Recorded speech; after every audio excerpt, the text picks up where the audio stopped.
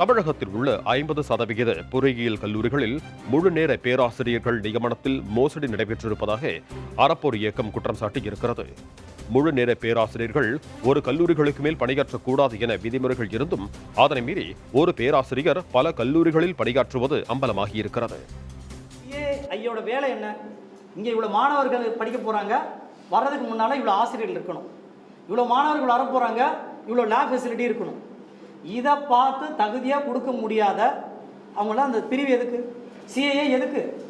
அந்த வேலையே செய்யலைன்னா அந்த பிரிவு எதுக்கு? அப்போ அந்த டைரக்டர் தான் இங்கே கேள்விக்கு உட்படுத்தப்படுறார். இந்த கல்லூரி நிர்வாகிகள் மீதும் விசாரிக்கப்படும். நம்ம இப்போ கொடுத்துருக்கிற தகவல் 2023-24 மட்டும் எப்படி 224 கல்லூரிகளில் இந்த மாதிரி ஒரு ஃபேக்கல்ட்டி அந்த காலேஜில் மட்டும் வேலை செய்யாமல் மற்ற காலேஜிலும் வேலை செய்வதற்கான முகாந்திரம் இருக்கிறது அப்படின்னு சொல்லியிருக்கிறோம். அப்போது இது இந்த வருடம் என்ன ஆச்சு? 2024 இப்போ இன்ஸ்பெக்ஷன் போயிருப்பாங்க, போய் இப்போது இவங்க அப்ரூவல் கொடுத்துருப்பாங்க, இன்னும் அந்த டேட்டாலாம் அப்லோட் பண்ணலை.